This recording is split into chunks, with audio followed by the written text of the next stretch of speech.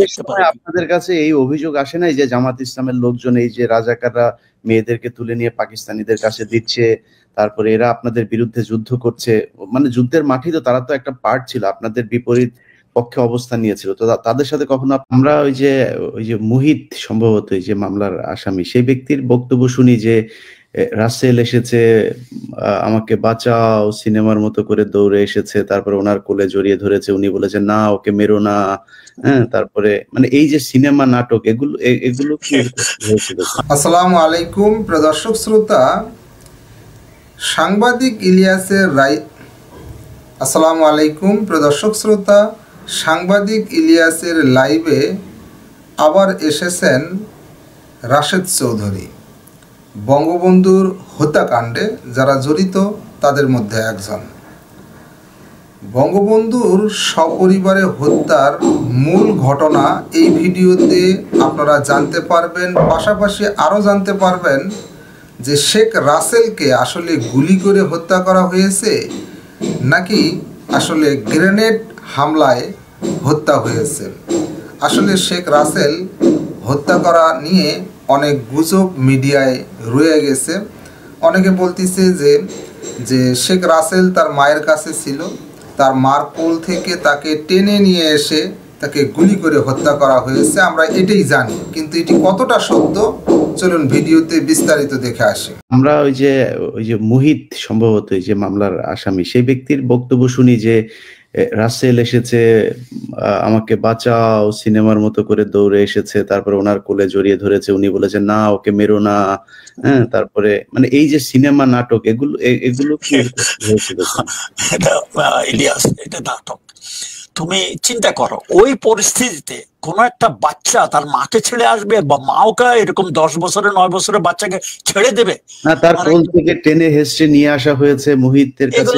এগুলা কাহিনী বানানো হয়েছে, এগুলা কাহিনী বানানো হয়েছে, কাহিনীকে একটা নাটকীয় মোড় দেওয়ার জন্য। এগুলো একটা মানে চিন্তা করার বিষয়।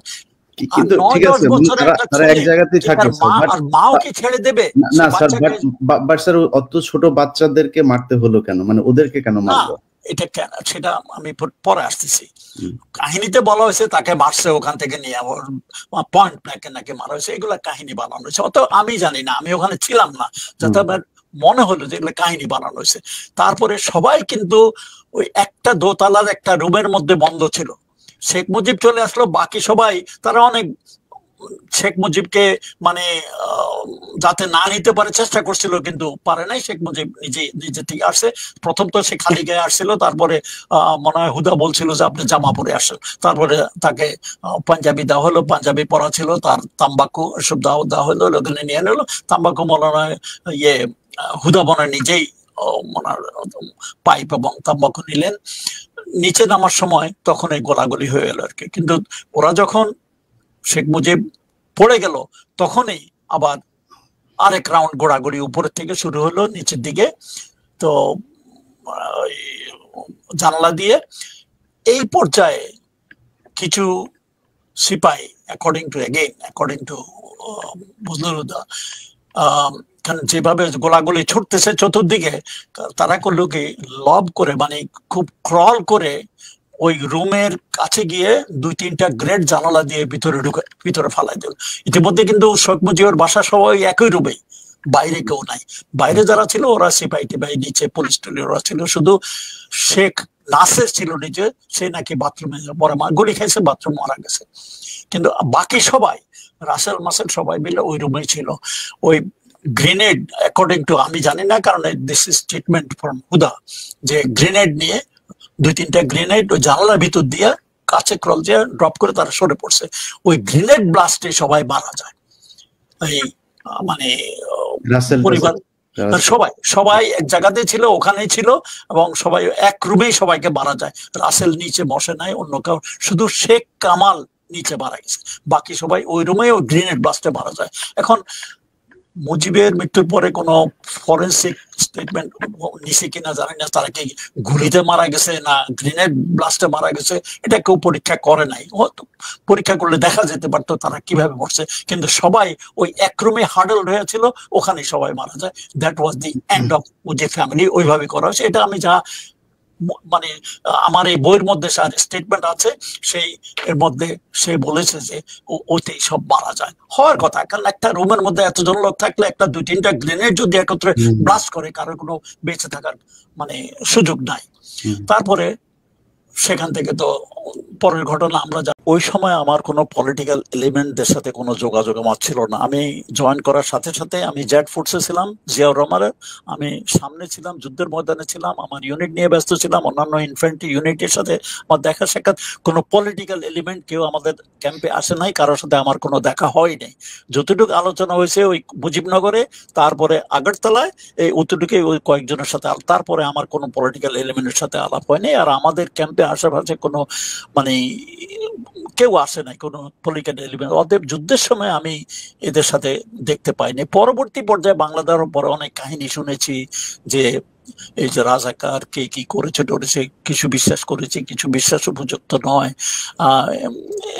তখনকার সময় আমি কিছু দেখতে পারি। আপনাদের কাছে এই অভিযোগ আসে নাই যে জামাত ইসলামের লোকজন এই যে রাজাকাররা মেয়েদেরকে তুলে নিয়ে পাকিস্তানিদের কাছে দিচ্ছে, তারপরে এরা আপনাদের বিরুদ্ধে যুদ্ধ করছে, মানে যুদ্ধের মাঠেই তো তারা তো একটা পার্ট ছিল, আপনাদের বিপরীত পক্ষে অবস্থান নিয়েছিল, তো তাদের সাথে কখনো আপনাদের যুদ্ধ হয় নাই?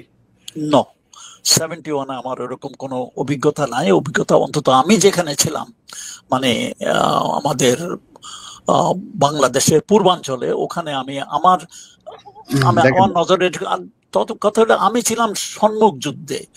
পিছনে কে কি হয়েছে কোনো ক্যাম্পে ট্যাম্পে আমি খুব একটা জানি, 2-1বার রিক্রুট করার জন্য গেছি 2-1 জনে। আমার কোনো পলিটিক্যাল এলিমেন্টের সাথে আমার কোনো যোগাযোগ হয় নাই, আমি জানি না, আমি বলতে পারবো না। এগুলো পরবর্তী পর্যায়ে বাংলাদেশ হওয়ার পরে বিভিন্ন অনেক কাহিনী টাহিনী শুনেছি, কিন্তু আমার যুদ্ধের সময় কারোর সাথে এরকম কোনো মোলাকাত হয়নি, দেখা হয়নি। না, ঠিক আছে। জি স্যার, আমরা শুনেছি যে আপনাদের সাথে জামাত ইসলামেরই সবচাইতে বেশি যুদ্ধ হয়েছে। রাজাকাররা খুব অর্গানাইজ একটা বাহিনী ছিল, তাদের অস্ত্র ছিল পাকিস্তানিরা। Not in my area, not in my Z force. যেখানে জেড ফোর্সের সাথে আমি ছিলাম, জিয়াউর রহমানের ফোর্সের সাথে আমি সরাসরি কানেক্টেড ছিলাম 8 বেঙ্গলের সাথে, এবং পরোক্ষভাবে আমার মানে আর্টিলারি সাহায্য আমি দিয়েছি 3rd বেঙ্গল এবং 1st বেঙ্গল। মানে আমার সাথে এমন কোনো পলিটিক্যাল এলিমেন্টের তখন কোনো দেখা সাক্ষাৎ হয় নাই। থাকতে পারে, বাট আমার সাথে কোনো আমি বলছিলাম না। আমি সত্য কথা বলতে কি, আমি যুদ্ধের একটু শেষের দিকে জয়েন করাতে I was too busy in the front line, অতএব ওসব দেখার আমার সুযোগ হয়নি।